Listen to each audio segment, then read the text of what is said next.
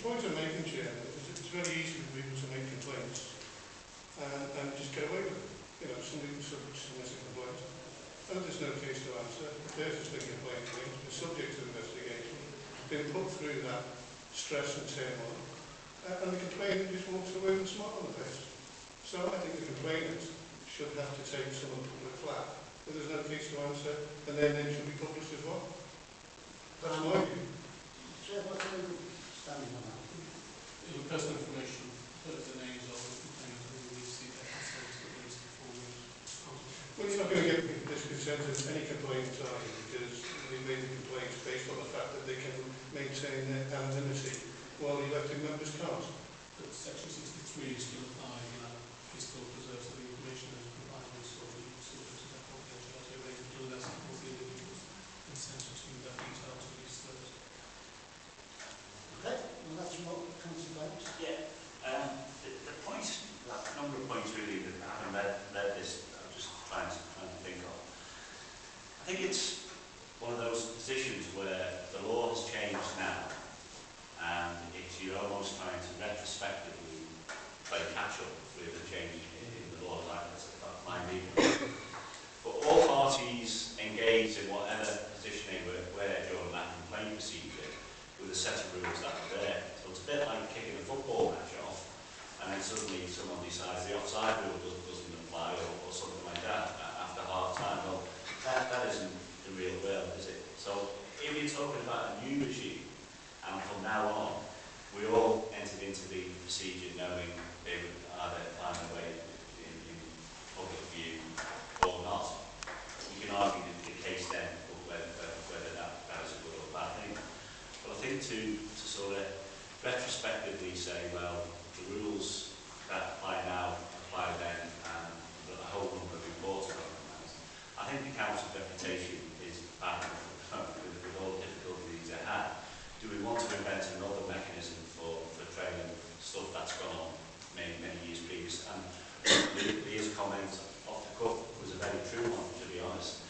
Time does fade the memory. You don't know what the position was, you know, maybe 2 years ago, 3 years, and time isn't a very good way of recalling things. So I think on to my other point about if we had a blanket policy that published everything without any control, the very making of the complaint could be made in the knowledge that finally, whatever that complaint was, as ludicrous as it was, would find the light of day. Imagine the position then, you know, we maybe have someone who is assistant complainant or someone who may have a different view of the world and continually complains with the knowledge that whatever they say will find the light of day. We all know subsequently how the press then report things. They don't report things to make it, you know, uninteresting. They will use for any lurid issues or any lurid accusations that may have been made during the complaint process. And then the little paragraph at the end would be no case to answer. So you would have all the public glare of something that's finally been realised not to say the complaint was vexatious, but there was no case to answer. And you have the whole sort of story, if you like, or the whole complaint aired in public, and we all know how, you know, the press. So if we all know the rules are from now on that there is an extreme, like, you know, a high percentage that the findings and the report itself may find public gaze, then that's how we're all entering the system, both complainants and those who are being complained against. I think it's a little bit unfair to retrospectively release all past reports or what have you. However, you know, I'm not coming here with a fixed view, a way of dealing with that. But as I say, if that, in hindsight, if we say now everything will find public clear, and we suddenly get an increase in complaint staff, we need to have some way of ensuring that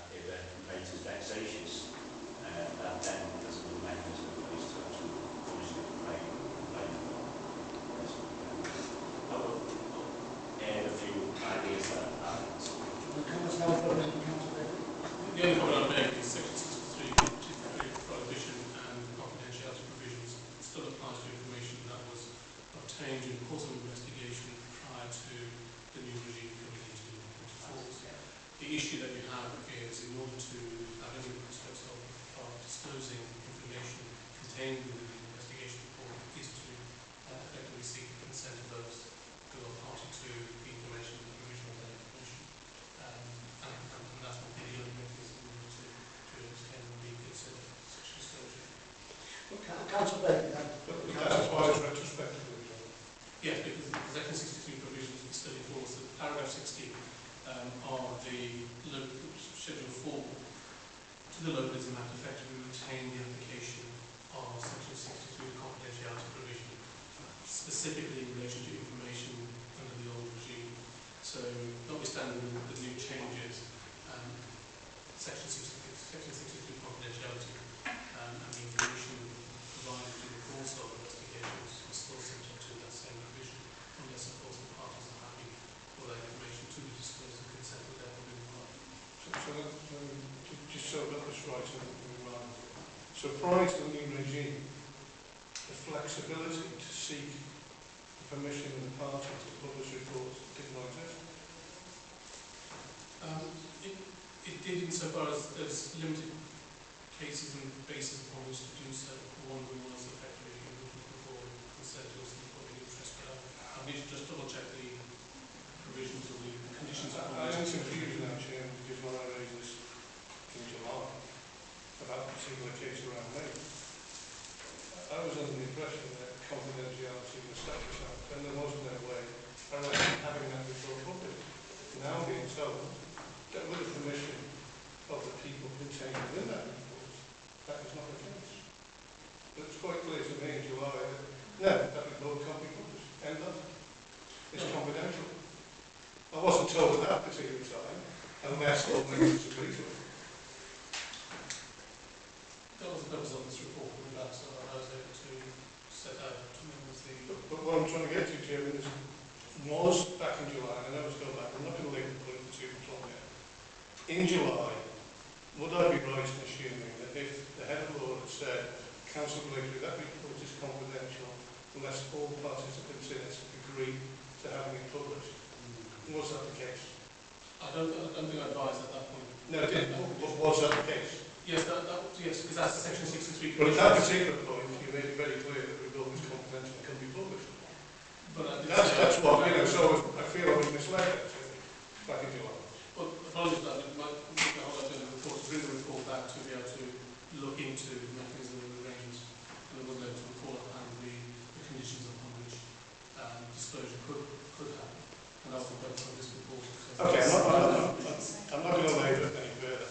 Just to move on to what Councillor Foulkes said about, you know, anybody makes a complaint, get the file explained to public domain. Well, that's not strictly true, because the new regime gives the head of law the opportunity to filter out complaints that he feels are vexatious or believes are without any need to investigate.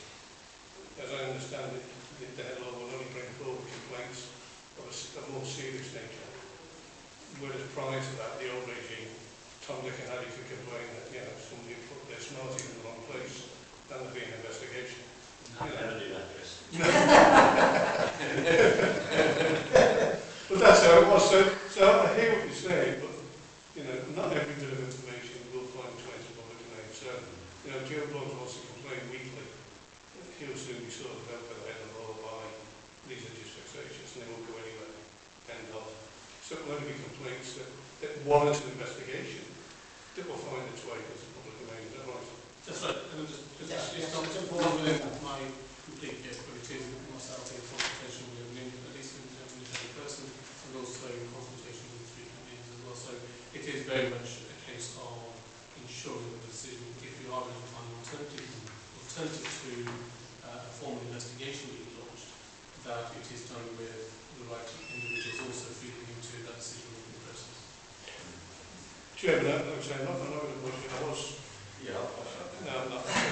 Yeah, as much as I would like the reports that was brought about me to be published, I'm happy to listen to what Councillor Foulkes has said and said, okay, what's gone is gone. Let's put that to bed. But let's look at something new going forward. And if everybody knows the complaints are likely and reports are likely to be published, then everybody's made aware of that. And I think if a complainant comes in that's going to be investigated, the complainant needs to be aware that when it goes to investigation, that complainant's name and details could become, or could get into the public domain.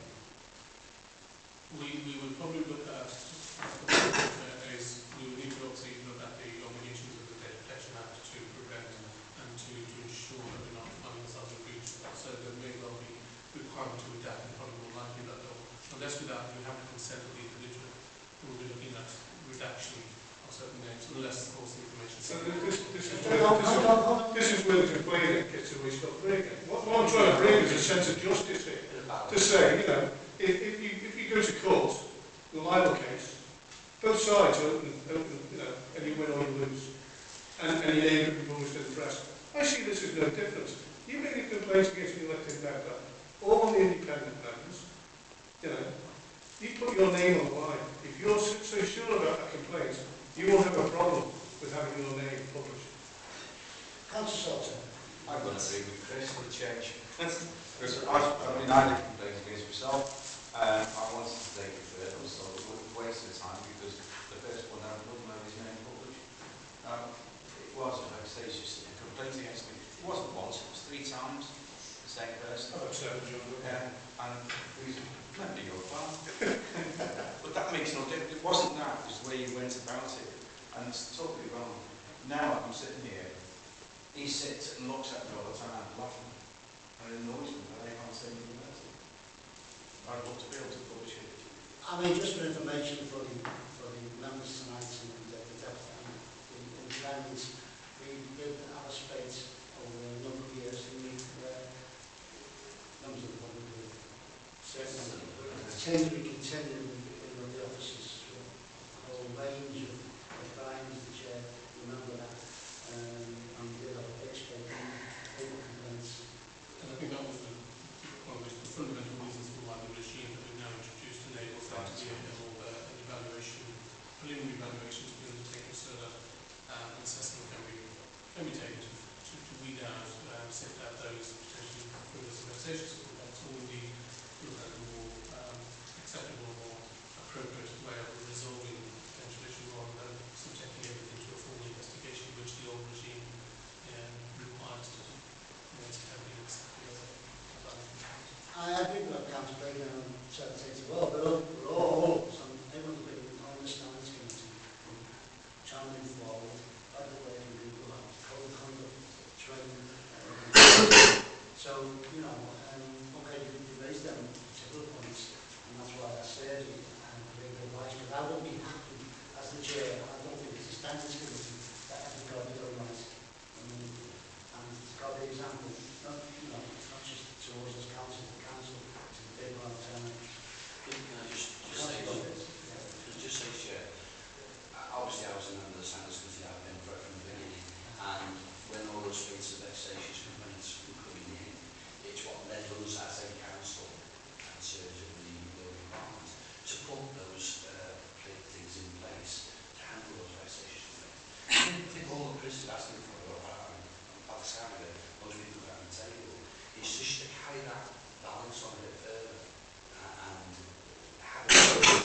If somebody's going to make a complaint, you've got to be sure that they're serious about that complaint, that there is a proper complaint made, it's not frivolous, and that if found to be a frivolous and there's no case to answer, then they stand a chance of having their name in the paper and so forth.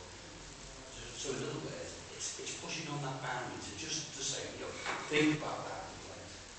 Think about whether you want to put it forward, because at the end of the day, you have something to lose as well.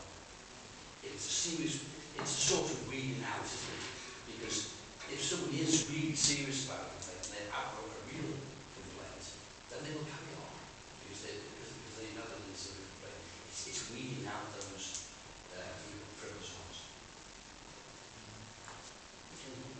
Just a quick comment.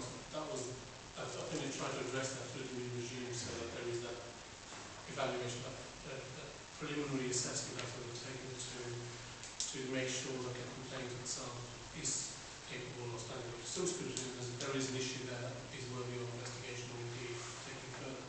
and in the event that there is one that does allow for that, and it is frivolous or vexatious, then you're able to sit and sort that from the very outset, so that matters are addressed and closed down rather than subjecting substantial resources and indeed subjecting members to an investigation or indeed a prolonged process unnecessarily. So hopefully it is through that preliminary evaluation stage that we're able to actually close down those complaints which are not considered appropriate or indeed worthy of further progression. And also means that we're able to monitor individuals should they become repeat offenders of that form. In seeking to manipulate the system and the process that we have in place, so that we're able to actually ensure that when they do submit complaints, we don't necessarily need to subject them to a lengthy, time-consuming and indeed expensive process, which is what the process that they Chairman, is there any way we can write in to this new regime the fact that if complaints are made and they are investigated, the fine, and you know, we publish this so the public knows, that the findings of those complaints, including the name of the complainants and those complained against, will find its way, will be published and put in the public domain. That's published prior to, and everybody knows when they make a complaint, they're written to and told, this is the case, do you wish to continue? They are being given the opportunity to say yes or no. Can that be written into this regime? We could seek to obtain consent from the outset from the individual complainant. It may be a matter that we need to discuss the pros and cons of that, so maybe it's a matter that should be considered by the working group at its meeting on the 10th of September. And I'm able to advise the group on the data protection issues. And so we've wondered debate that we had around if you are going to ask a complainant to not only complete the complaint form but also through the course of that consent to their details, they may at least, if not their address, to be also made public in the event that there is such an investigation and a finding of no case or indeed any crime. This is only the result, there's no case to answer. Well, it's one of those discussions we'll probably have to have as to how we would do that, but then we also need to weigh out the implications of that in terms of if we would want to complain, that discourage complainants, etc. So another issue we may want to weigh up before we consider seeking consent from the outset. For clarity, Chairman, I'm not asking for the law to seek permission from the person who makes the complaint. I'm asking for it to be written in stone into our procedures that if you make a complaint and that complaint goes forward and there is an investigation and a report, that full report will be put in the public domain, including the names of the people involved. Perhaps not the addresses, but the names. Can I just say, you would sooner find out the implication before? We would have a protection application. Yeah, but I just wanted to have a law to understand where I was coming from, because I have a law. Yes, Initially answered me by saying we would seek the permission. I'm not asking them to seek the permission. I'm asking them to write it into the regime. I will just let the people anxious to come in, Councillor Salter and Brian and Right. so I've got a range of What I was saying on that, well, half of people is what would happen is you would stop people complaining about a councillor may say something and then the person complaining won't go forward and he may have a genuine complaint but he doesn't want his name going out to the public. If you just say it's a councillor, that's different. If you're going to define so you can't do one for another, that's the only okay, right, Brian. It's just clarification, because this is a case that's gone already public, we're talking about. There's no case to answer. Are you answering a case that's already gone public, or is it just a private case? If so, why do you go to the press at all? It's just been done in-house, they dealt with whether it's a public or not, it's just been dealt with by Nobody said that it's not. why do you go to the press to say there's no case to answer? Under the arrangements, we can give a choice to a member as to whether or not to complain that the road may You can't work on it, and then you get the people they say in favour who haven't been involved before. You suddenly get involved in this. some complaints have, some details about complaints have picked up some publicity in the past, and by enabling members to actually have the opportunity to redress the balance, as it were, they can case of no case to answer has been found, it means that they're able to actually formally present their position of that, notwithstanding what may have been reported. That case hasn't indicated necessarily the case before. But that's why members have the choice as to whether they wish to make that public press notice or have that public press notice or not. Because in certain cases in the past we've had an instance where certain information has made its way into the press and members have not had the opportunity to address the balance.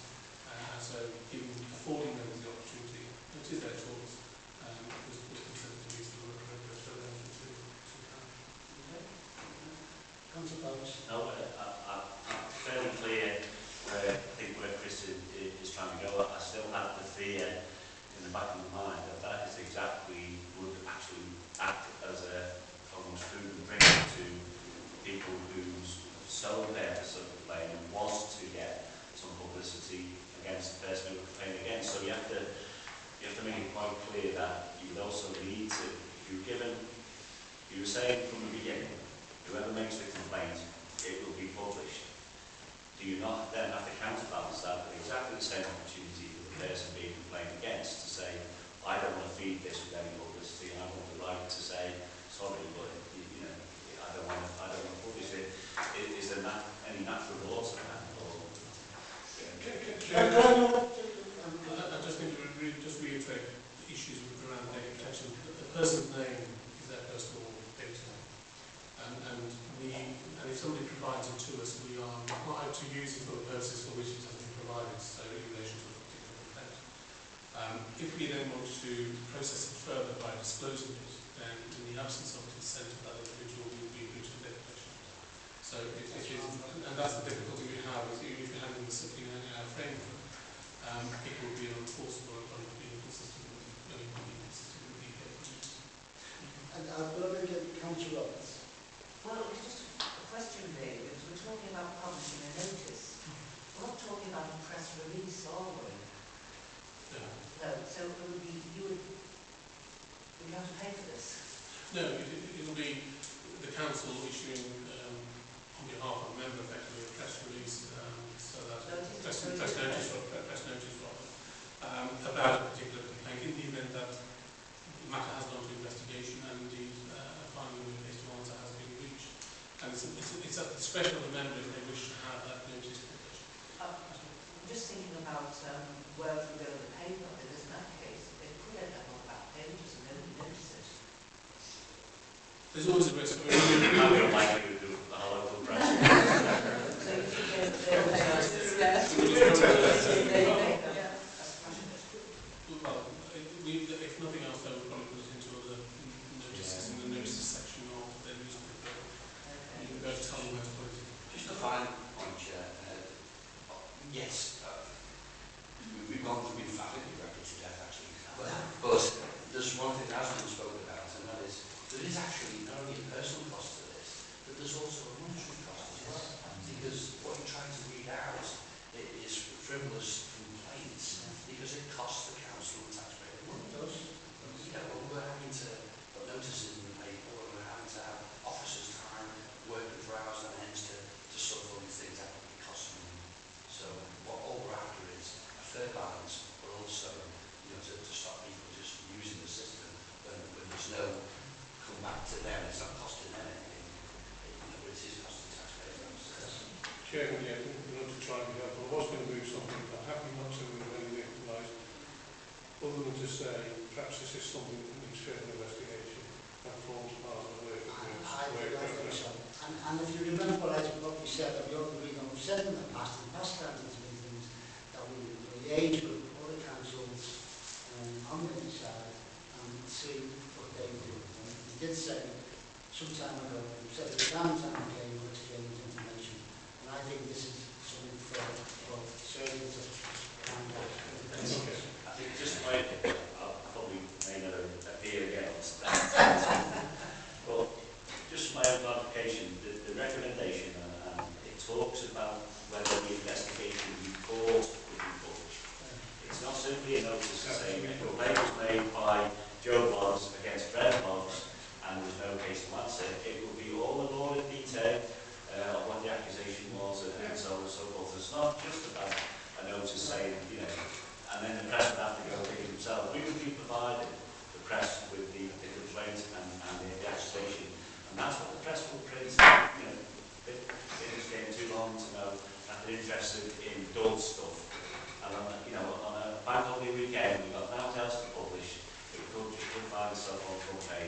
And that may be exactly what the complainant wanted to happen in the first place, but in quite different sense.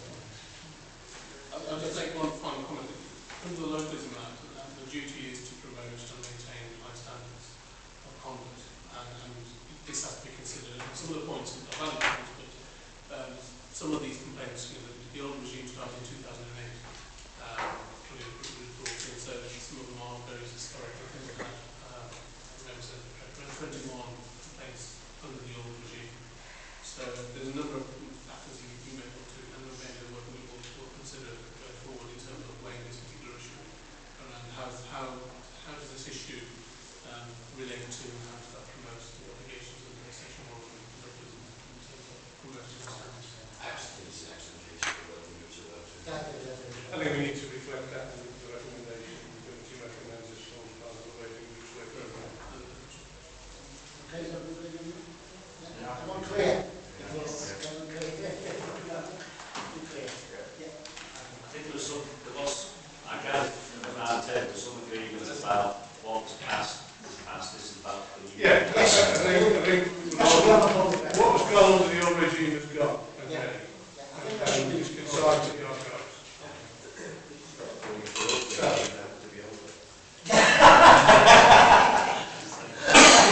Sorry, pass.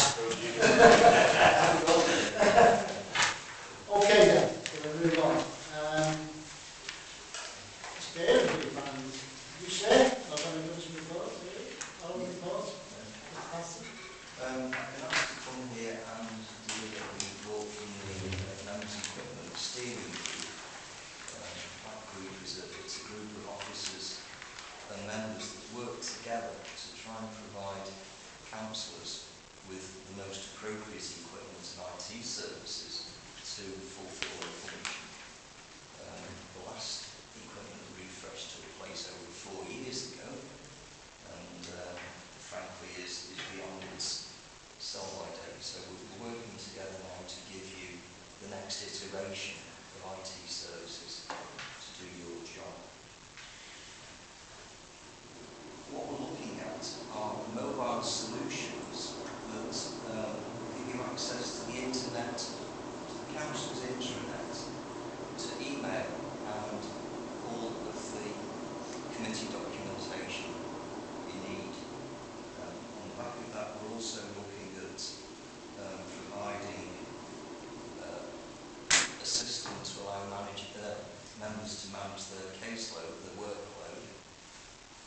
We're looking at reducing paper use within the committee structures. So as part of that, there's a plan to put Wi-Fi within Policy Town Hall and get rid of the committee papers and allow members to work electronically.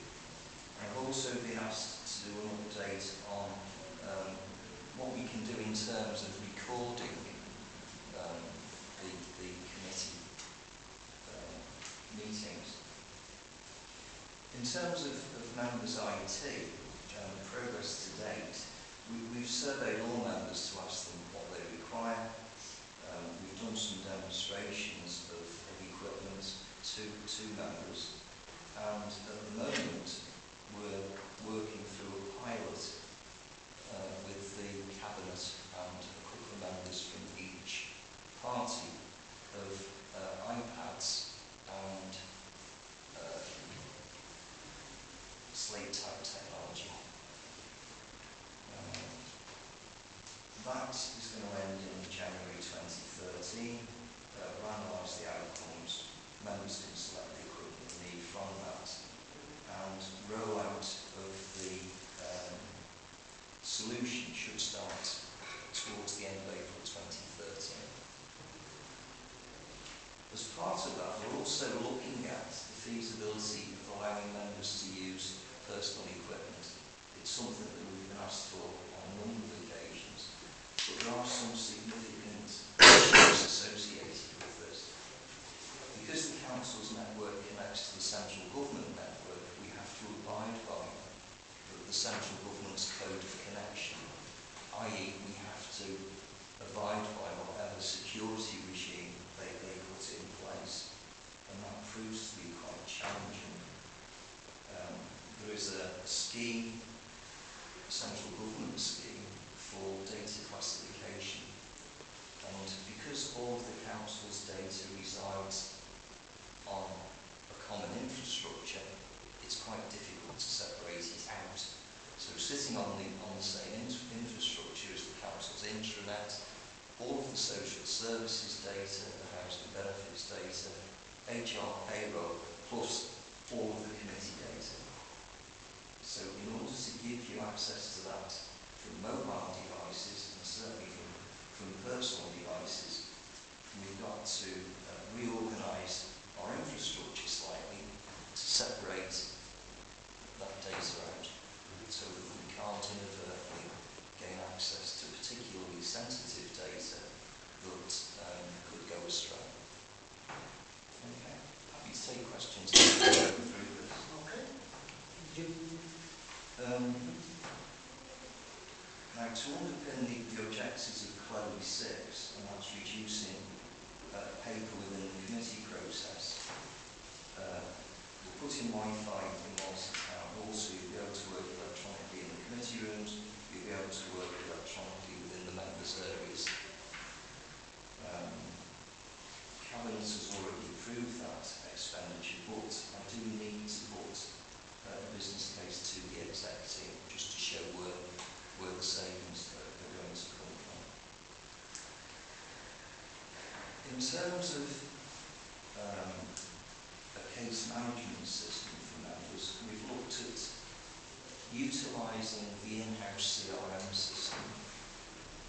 We've looked at some commercial systems that are available. There's typically 3 leaders in that area. But at the last meeting, we were made aware of the fact that the political parties provide groups with access to a case management system, but they tend to be party specific. So Labour has one, Conservatives have one, and so on. But we're doing some further work on that, and we'll come back with a proposal.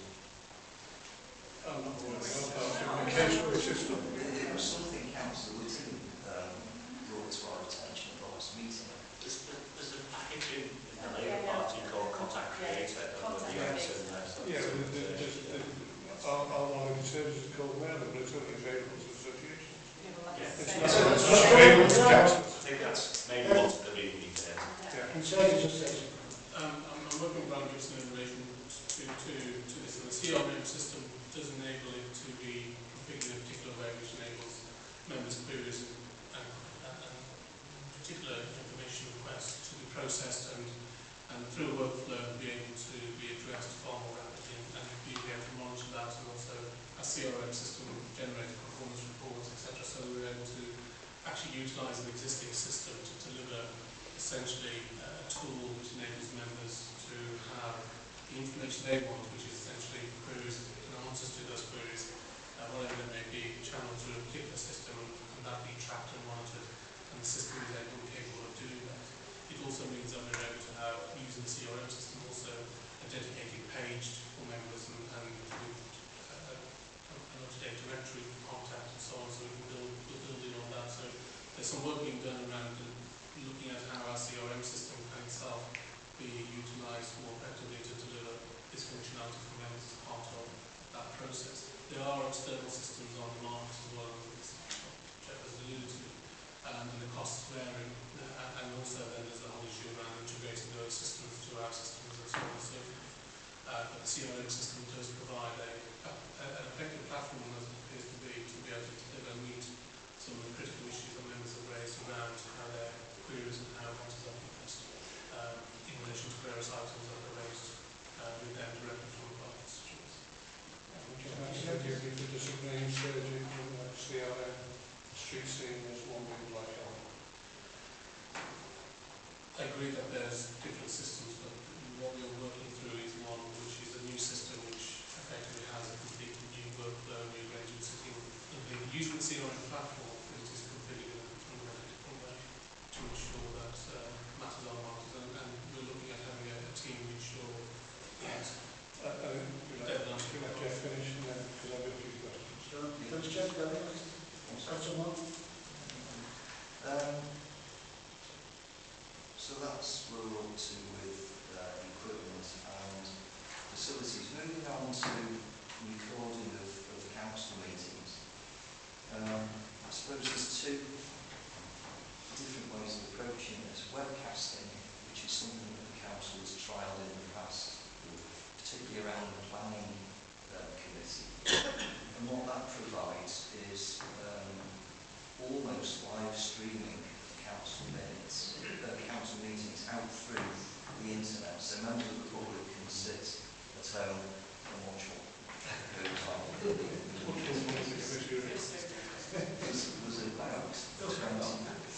there's about a 20-second delay between what happens in the committee meeting and what appears as home. So it's not actually it is streamed.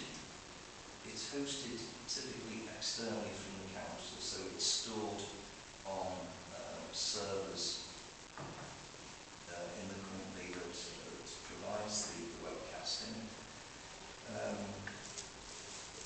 It is now a lot more automated than it was. When we did the trial in the planning committee, we had to have an operator there operating the cameras, etc. The modern systems will integrate with the audio system that is in the committee room, if there is one. We struggle here with committee room one. It integrates with the audio system, and the camera will automatically pan to the active microphone. So if you press the button to speak, the camera pans to the location and does the filming. So that's one option. The other option is to voice record committee meetings. So that's just taking an audio recording of the proceedings. And that varies. It can be as simple as taking a PC and again plugging it into the audio system in the committee room, or a freestanding microphone or whatever. It records directly onto PC, a computer system, and produces MP3 files. So it's compatible with an awful lot of equipment that people have at home. Those MP3 files can either be filed away for future reference, or again they can be published out through the website as a public record of proceedings within the committee. Prices vary for these things. So for the webcasting, you're looking at anything between around 13,500 to approaching 16,000 a year for 3 cameras in a committee room with 60 rolling hours of meetings. On the voice recording, because the council hosts the audio recordings, typically Gloucestershire, for example, use completely open source software and do it all in-house, and officers publish it out through the website. Other organisations use commercial systems, anything between 1,000 and 2,500 to establish, and something like £1,000 a year for maintenance. What I have been asked to say at the meeting is that MESG would like to give, the members of the steering group would like to give priority to sorting out the next iteration of members' equipment, and perhaps start looking at this seriously early in the new year. I think the Wi-Fi and the new equipment is the most essential thing that needs to be sorted out for the camera web. I just want to like to know, where does the equity union stand with this, Steve?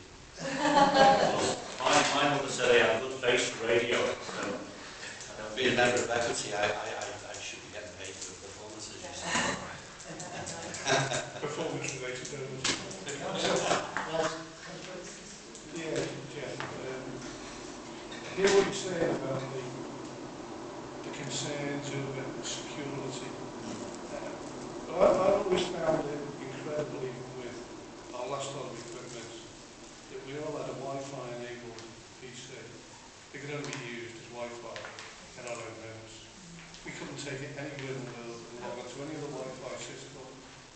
or anything else. Therefore, why do we bother enabling them with Wi-Fi? Why don't we just make them plug into the internet end of? It's absolutely crazy to me.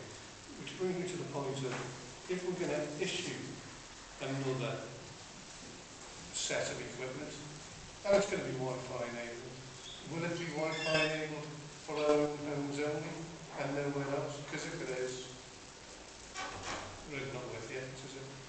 You can go and sit in costume and use it if you want to. That's fine. It's that level of mobility. Well, that's what we need. We needed that with the equipment we've got now. You know, we haven't got it. It's crackers, you know, you can go on a course somewhere and come home, be away for 3 or 4 days and come home to 200 or 300 emails. Because you're not going to be able to access them. Yes, we then got the key fob, which meant we could then access webmail, which helped. But we warned at that time as well that that presented some severe dangers, particularly with attachments, particularly with documents being left on external servers that the council operate. So that's got its own. If that's got those security concerns, then why did you give them to us? Why didn't you just Wi-Fi enable the PC so we could pick it up anywhere? It's got the same concerns. You know. So there is that. The next thing is, what's the cost of all of this in terms of the next lot of equipment? Because I'm assuming if we're going down a tablet format or an iPad format or that sort of format, then you need an air printer. You do, yeah. So the current printers we've got are obsolete. Yes. So it's not just a question of providing a pad, it's a question of providing the printer to go with it. So that's the cost. The current printers, again, are approaching the end of their useful life, so we typically replace them anyway. I have to say that I don't think they've ever been useful. I think they're cumbersome and very limiting to what they can do. And, you know, to get something that big, I would have thought that, okay, you've not before, I'm going to disagree with you because I found it useful to scan, etc. So I want an air printer that wanted to scan as well. I want an air printer that had the fax facility if necessary. I want the same functionalities I've got now. I want a smaller, more compact printer. Going back 5 years to when this was actually purchased, and yes, MEMS requirements were for a scanner, a printer that did colour prints as well as white print, and typically a fax machine in one device, and that very much dictated what we could provide, and that's in terms of size. See, I think the scan system is absolutely imperative, particularly when you have casework system.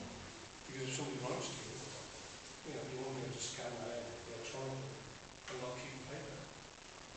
You know, so you've got an email, then you want to be able to capture that email within that case management system. You talked about, you know, there are 3 main companies out there. Who are they, Geoff? Case management. One's being used by Lewisham, certainly, and there are 2 others. I didn't make a note of them, sorry, we've got the details in the office. And I can email them round if they're of interest. So other councils ahead of me. Sorry for you, Chair. Go on, Leah. Sorry, did I? Go on, Leah. Go on, next stage, So- you go. I'll give one. Sorry. Are there other councils in the country that have got this equipment or similar equipment? There's an awful lot of trials going on at the moment with the likes of iPads. Now, iPads are consumer electronics. The refresh cycles on them are quite short. Apple would expect you to replace your iPad every 2 to 3 years. We're currently working on a 4-year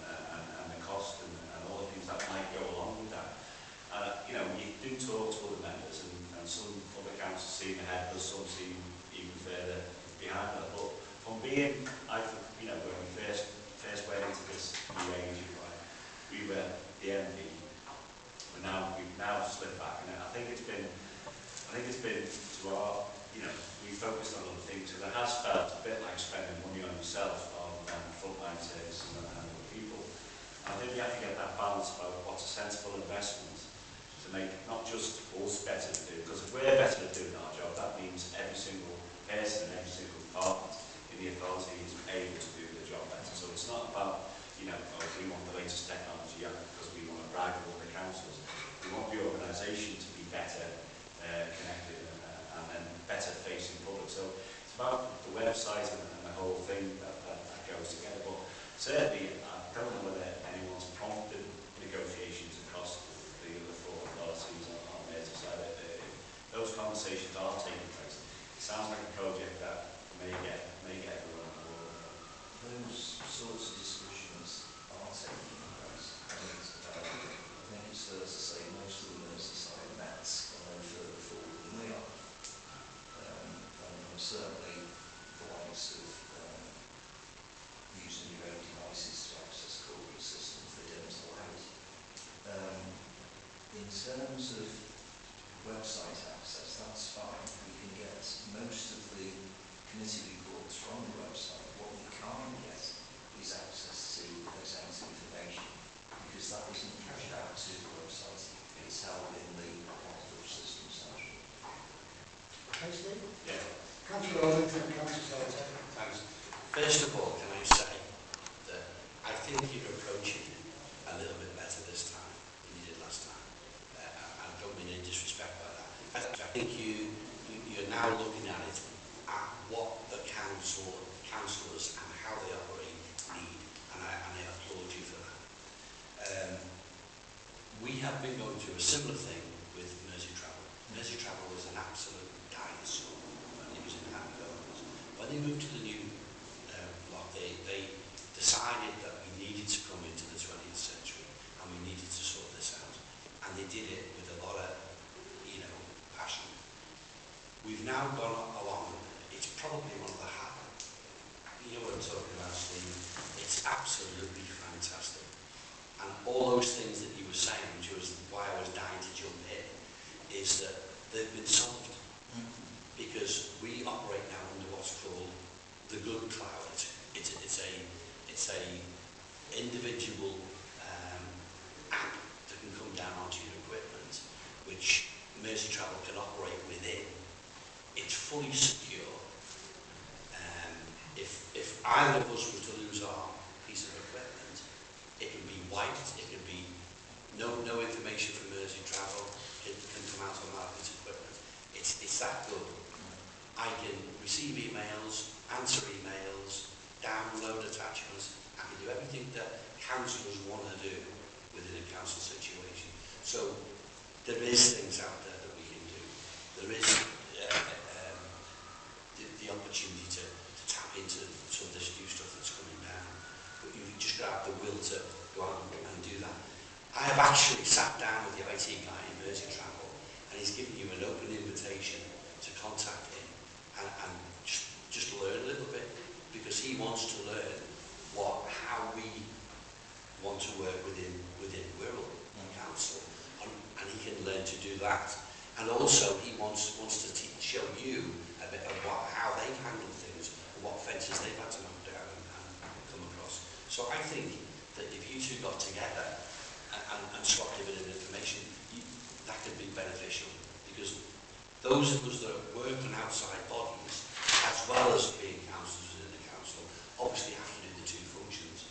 I'm on Mersey Travel, so I need my emails from Mersey Travel, but I also need my emails from Wirral Borough Council, and we need to be able to put them together on the same piece of equipment.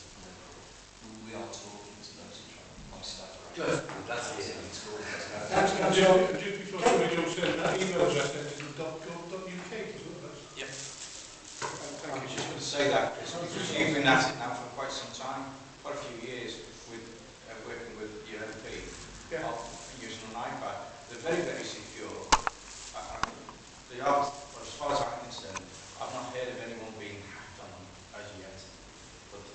suppose someone can come along if they feel that they can get into them, they will do. Now the other thing is, we'll go back to a few years ago with planning. I was on planning, and they said to us we had to look up and look at the camera when we're speaking. No, we're not there to lay out, we're there to do a job of work. And what annoyed me is we could only see your head. Well, that's fine, I'm going board, I'm not worried about seeing your head.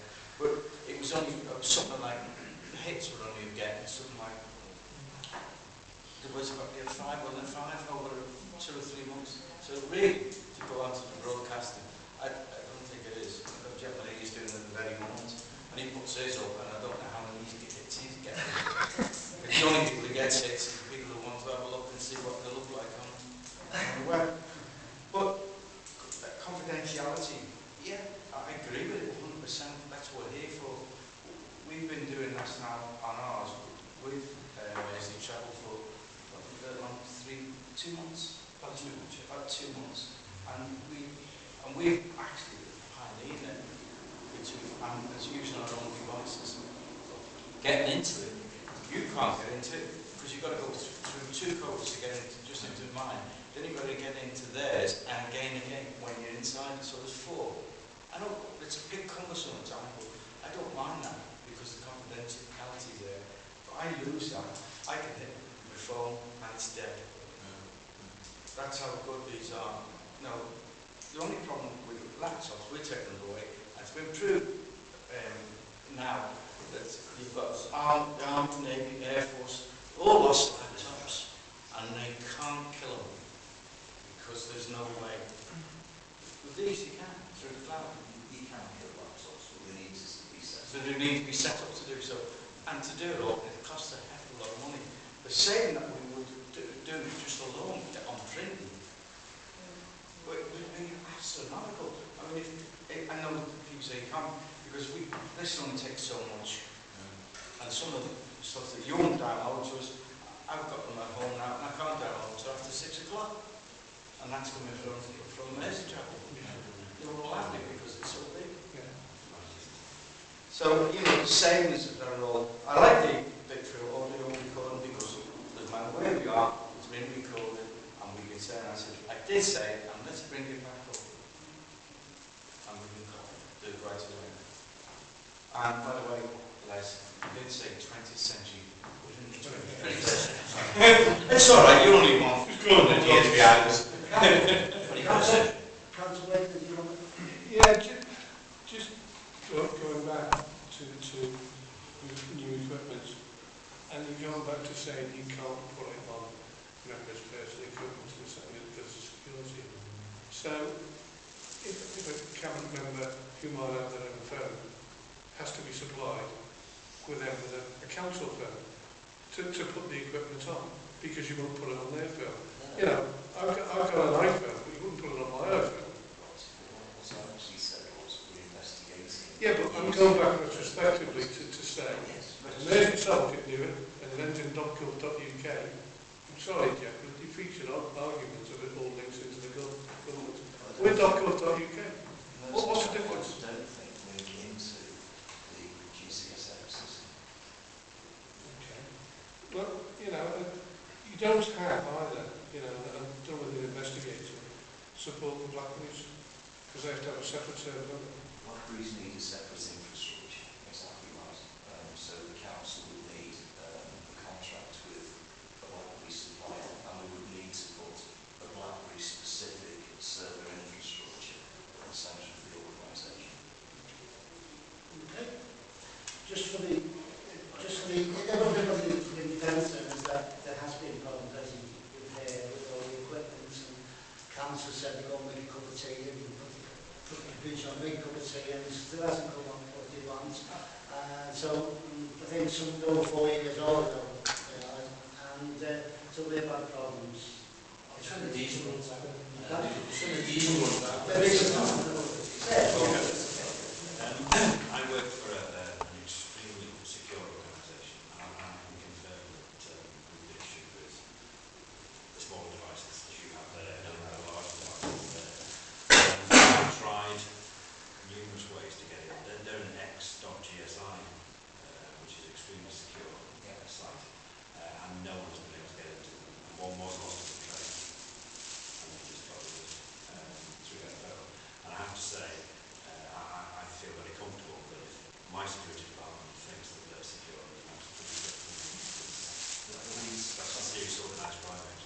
these Apple devices? They are Apple, they're not all Apple, they're not exclusively Apple, there are similar products on the market. The only problem with them is, I think, as you've already alluded to, it's a shelf life is extremely short, and that does make, it's because it's clearly wanted by people half our age, regularly, but no,